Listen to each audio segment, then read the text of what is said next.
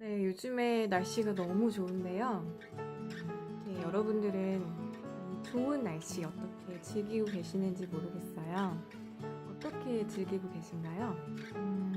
제가 앞에서 영상으로 보여드렸던 그 영상들 있죠? 벚꽃이랑 또 키가 작은 나무를 좀 찍어봤는데 얼마 전에 제가 서점에 다녀오다가 집으로 오는 길에 찍은 영상들인데요.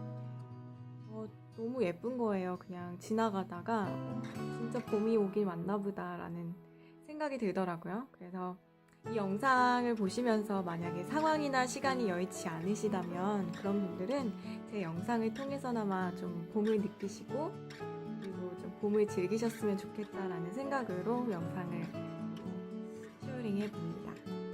근데 진짜 저는 계절 중에서 봄이 제일 좋은 것 같아요.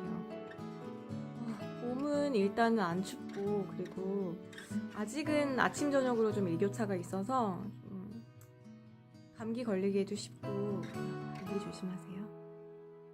그렇지만 매년마다 이 따뜻한 봄 기운을 느끼게 되면은 뭔가 좀 도전하고 싶다?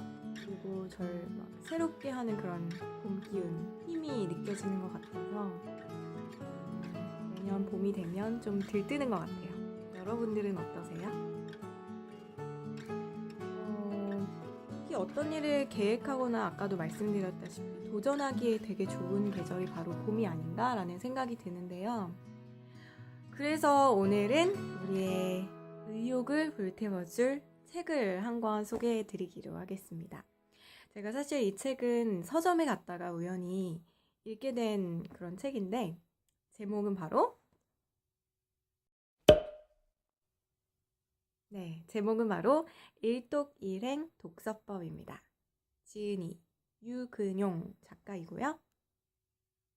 일단 이 책을 읽으면 좋겠다고 생각하는 대상은 이젠 진짜 내 삶이 좀 달라졌으면 좋겠다. 그런 간절함이 있는 분들이나 아니면 좀 저처럼 독서에 관심이 좀 많으시고 아니면 조금 더 독서를 어떻게 하면 효과적으로 체계적으로 할 수 있을까라는 그런 고민을 가지신 분들한테 좋을 것 같아요.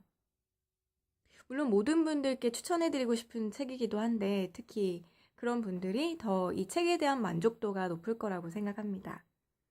특히 내가 진짜 내 삶을 좀 바꿔보고 싶다. 좋은 방향으로. 그리고 독서를 좋아하신다 하시는 분들은 정말 강추해드립니다. 일단은 제가 지은이를 먼저 작가를 소개를 드려야 될 것 같아요. 왜냐면 책을 읽다 보니까 이 이력이라고 해야 되나요?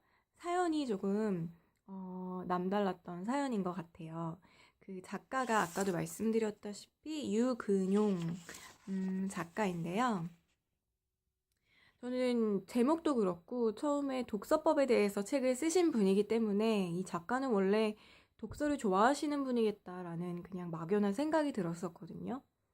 그래서 뭔가 원래부터 어렸을 때부터 책을 굉장히 많이 접하고 또 독서를 원래부터 좋아했던 사람이겠거니라는 그냥 막연한 그런 선입견이 있었는데 그게 아니더라고요. 그래서 보니까요, 이 작가분께서 원래는 소위 말하는 그 날라리 문제아로 이제 학창 시절에 쭉 살다가 뒤늦게 군 생활에서 읽은 책 한 권을 계기로 인생의 전환점을 맞이하게 됩니다. 그래서 계속해서 그 한 권을 계기로 독서의 매력에 빠지게 되고 그거를 통해서 지식 얻을 수 있잖아요. 그리고 교양 쌓아가고 또 삶의 태도까지 바뀌는 것을 인생에서 처음으로 경험을 하면서 정말 독서는 정말 중요하구나.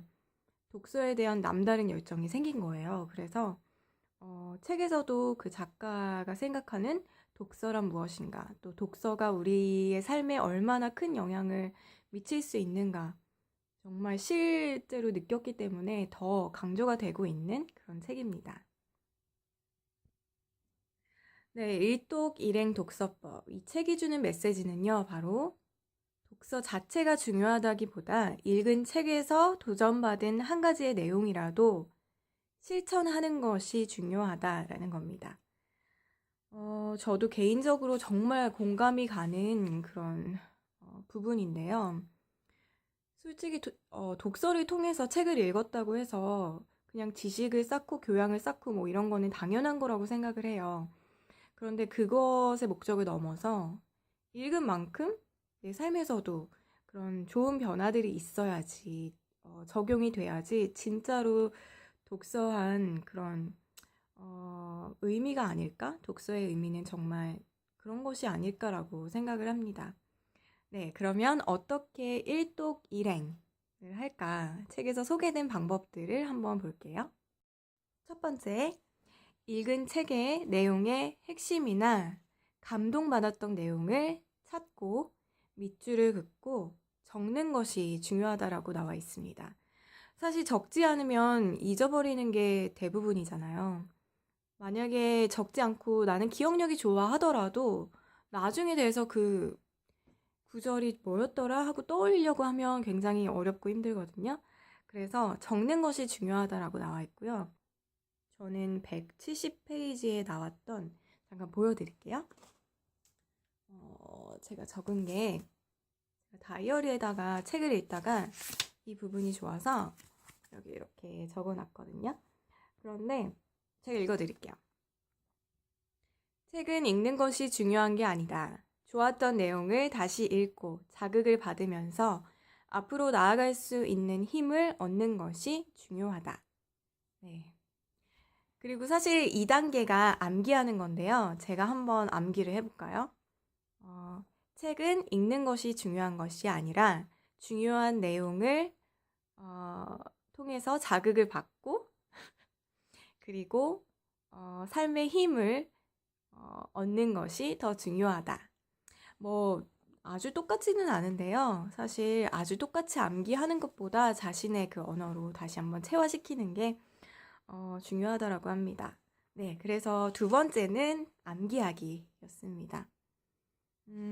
그리고 세 번째로는 제일 중요한 계획과 실천인데요.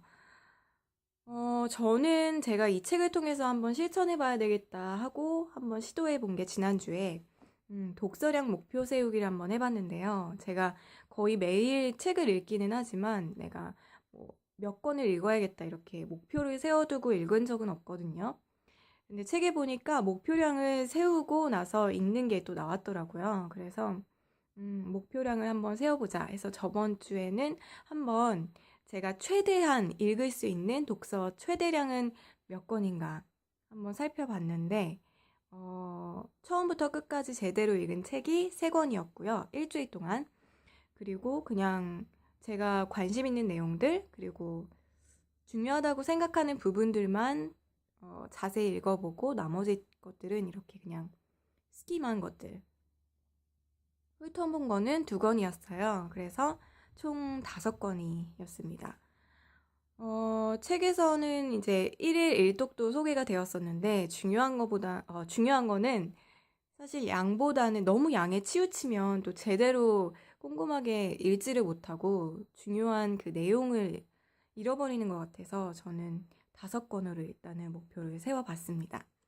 네, 그래서 꼭 정독을 처음부터 끝까지는 하지 않더라도 5권을 읽을 때 이거는 정말 내가 꼼꼼하게 읽고 싶다, 정독하고 싶다라는 책은 그렇게 읽고 또 아닌 책들도 있을 거 아니에요. 그런 책들은 좀 훑어보기를 하면서 5권을 한번 채워보려고 합니다. 이번 한 달 동안 해보고요. 또 목표량은 변화를 할 수 있으면 바꿀 수 있으면 또 바꾸는 게 좋으니까요. 한 달 동안 또 도전해보기로 하겠습니다. 그러면 이제 별 평가를 한번 해볼까요? 5개 만점에 별 3개. 2개가 빈 이유는 저는 개인적으로 되게 개인적인 그런 이유에서인데 저는 개인적으로 건강을 굉장히 중요하게 생각하는 사람이거든요. 그래서 건강을 잃으면 아무것도 할 수 없다라는 주의이기 때문에 어떤 꿈과 목표가 있어도 건강을 잘 관리하면서 하는 게 저는 맞다고 생각하고 또 그랬을 때 좀 더 효과적으로 된다고 생각을 해서 2개를 못 드렸습니다. 왜냐면 책에서 보니까 이제 그 작가가 목표하는 독서량이나 뭐 그런 꿈들이 있었을 거 아니에요.